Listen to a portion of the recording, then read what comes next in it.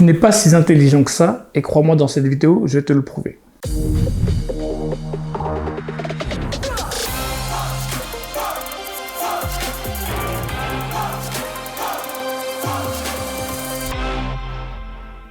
Alors bonjour, moi c'est Lionel d'ML Immobilier, et sur cette chaîne on parle principalement d'immobilier mais pas que. On parle de grosses plus-values, du marché immobilier en général et aussi des opérations de marchand de biens. Donc si notre contenu t'intéresse, n'hésite surtout pas à t'abonner à la chaîne et aussi active la cloche pour recevoir toutes les notifications de nos nouvelles vidéos, comme ça tu n'en rateras aucune. Donc dans cette vidéo, j'ai pris un titre assez provocateur qui dit que tu n'es pas si intelligent. C'est pas une provocation, mais il faut comprendre certaines choses. Je constate de plus en plus que des gens essayent de croire qu'ils sont beaucoup plus intelligents qu'ils le sont au détriment des autres. Un homme croit qu'il est plus intelligent que sa femme. La femme, elle croit qu'elle est plus intelligente que son mari. Souvent, quelqu'un qui travaille croit qu'il est plus intelligent que son chef. Et on croit qu'on est un peu plus intelligent que nos amis. Et en fait, c'est parce qu'on croit toujours qu'on est un petit peu supérieur au niveau du QI que les autres qui fait qu'on est tous normaux en vrai. Et croyez-moi que les gens très très intelligents, il n'y en a pas tant que ça. Et c'est sûrement pas toi qui me regardes, et ni moi. Je dis pas que je suis plus intelligent que toi. Moi, j'ai bien compris que j'étais pas forcément plus intelligent que les gens qui me regardent. J'ai peut-être plus de connaissances sur l'immobilier, oui. Mais vous avez peut-être plus de connaissances dans l'informatique, dans l'automobile, dans la médecine, j'ai bien compris ça. Et ce que je vois, c'est que beaucoup de gens essayent de m'expliquer l'immobilier à leur manière parce qu'eux, ce sont des petits malins. Comme quand ils me disent « Ah oui, tu fais des très très belles rénovations, mais tu perds un petit peu d'argent en faisant d'aussi belles rénovations. Peut-être que tu devrais dépenser un peu moins dans les travaux et tu vendrais toujours aussi cher et puis tu gagnerais toujours autant d'argent. » Vous voyez, ça, c'est les gens qui se croient intelligents. Ou les gens qui te disent « Oh, tu sais, tu devrais pas faire autant de travaux, tu veux vendre. » Les acheteurs, vous les prenez pour qui? Toi qui me regardes, hein, vraiment.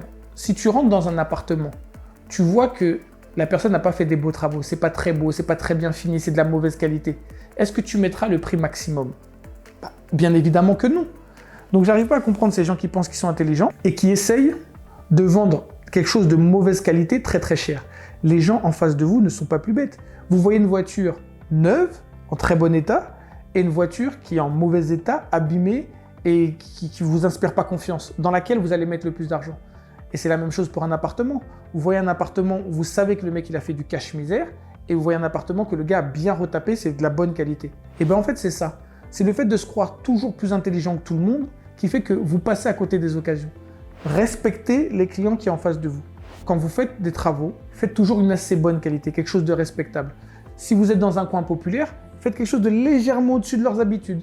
Quand vous allez dans un coin plutôt classe moyenne, faites légèrement au-dessus d'habitude.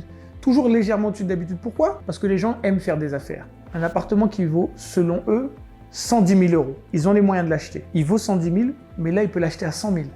Là, il a l'impression de faire une bonne affaire. Donc là, il est content. Là, il te met l'argent et il n'hésite pas à te mettre l'argent. Et c'est ça le but d'un bon marchand de biens. C'est de faire en sorte de faire des biens où les gens qui veulent les acheter n'hésitent pas, ils sont prêts à se battre pour te donner l'argent. Et c'est ça que vous devez faire. C'est pas essayer de faire du cache-misère. Les gens qui achètent nos appartements ne sont pas des pigeons. Ce sont des gens qui veulent installer leur famille ou vivre, peu importe leur projet. Et c'est ça votre problème. Vous passez à côté de bons clients parce que vous les prenez pour des pigeons. Et quelqu'un qui a un bon financement, qui a des bons revenus, qui veut investir, c'est rarement un abruti.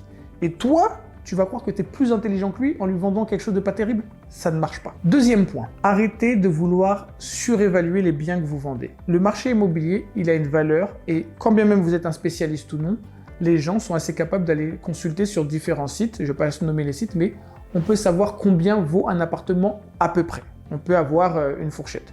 Arrêtez de vouloir vendre des appartements à 400 000 € dans des coins où on sait très bien que ça vaut plutôt 300, 320. Ça ne marche pas. Vous vous dites, j'ai acheté 200 000, ça vaut à peu près 300 000. Je fais vraiment des chiffres pour que vous puissiez comprendre. Donc là, je peux avoir une belle marge, mais moi, je suis malin. Moi, je suis intelligent. Je ne vais pas vendre 300 000, je vais vendre 400. Mais non, tu n'es pas intelligent. Parce que le mec qui a 400 000, il va être déçu par l'appartement que tu lui montres. Il attend plus de prestations. C'est pas ce que ça vaut. Peut-être même que le mec qui a 400 000, il va pas être intéressé par ton appartement parce qu'il n'est pas dans les villes qu'il cible. Quand on a un certain budget, il y a des villes où on ne va pas. Je veux faire d'atteinte à personne ici. Par exemple, quelqu'un qui a 1 million d'euros, il y a beaucoup de villes du 93 où il ne va pas aller habiter. Ça ne va pas correspondre à ses standards. Il cherche autre chose. Donc si ton appartement vaut 300 000, vends-le 300 000. Prends ce que tu peux prendre. Ne va pas essayer de t'imaginer un rêve où tu vas trouver un pigeon, parce que c'est ce que vous cherchez, qui va suracheter ton appartement.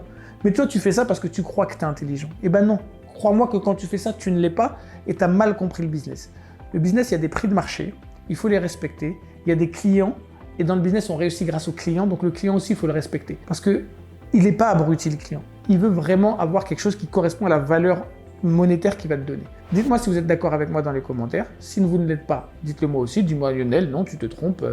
Les pigeons, c'est bien, il faut qu'on cherche des pigeons. On va faire une carrière très très longue dans l'immobilier grâce à la recherche de pigeons. On va réussir à tenir. Ou sinon, vous êtes d'accord avec moi, non, tu as raison. Je pense qu'il ne faut pas s'imaginer des choses qui ne sont pas réalistes. On fait de la bonne qualité qu'on vend au bon prix et on passe à l'affaire suivante et à l'affaire suivante et à l'affaire suivante. C'est ça qui va nous enrichir plutôt que d'aller chercher des pigeons. Dites-moi si vous êtes d'accord et je vous dis à bientôt dans la prochaine vidéo. Bye.